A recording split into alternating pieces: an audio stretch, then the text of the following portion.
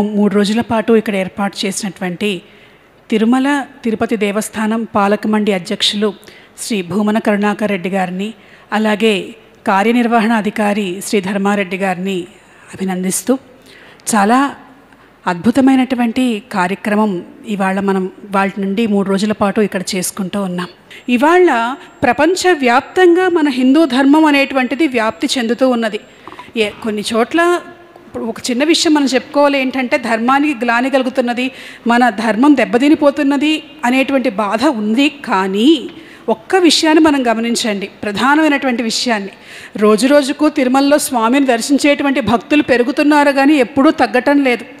ఇదొక్కటి మనకి ప్రధాన నిదర్శనం, మన భక్తిని మన ధర్మాన్ని ఎవరూ ఏమీ చేయలేరు అనటానికి.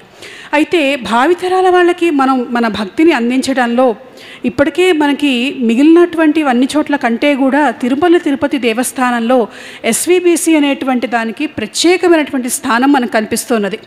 ఇంకా చెప్పాలంటే ఇంకొక అడుగు ముందుకు వేస్తే, పొద్దున మనం చెప్పుకున్నాం, మన రాష్ట్ర ప్రభుత్వం ఇవాళ స్కూల్లో ఉన్నటువంటి ఎడ్యుకేషన్ని కూడా డిజిటలైజ్ చేసింది.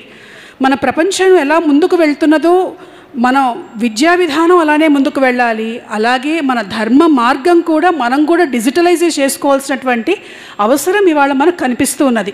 ముఖ్యంగా ఇటీవల మన దృష్టికి వచ్చింది ఏమిటి అని అంటే, డయల్ యువర్ ఈవో కార్యక్రమంలో మహమ్మదీయులు కొంతమంది మేము కూడా శ్రీవారి సేవ చేసుకుంటాం, స్వామివారి సేవ మేము చేసుకుంటాం అని అడుగుతున్నట్టుగా మన దృష్టికి కూడా వచ్చింది.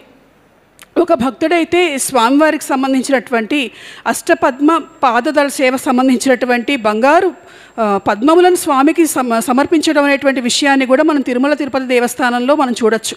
అంటే వెంకటేశ్వర స్వామి ఎలాంటి వాడంటే, ఏ మతముల వల్ల అయితే మనకి ఇబ్బంది కలుగుతున్నదో ఆ మతస్థులందరినీ కూడా తన భక్తులుగా చేసుకోగలిగినటువంటి శక్తి కలిగినటువంటి వాడు వెంకటేశ్వర స్వామి.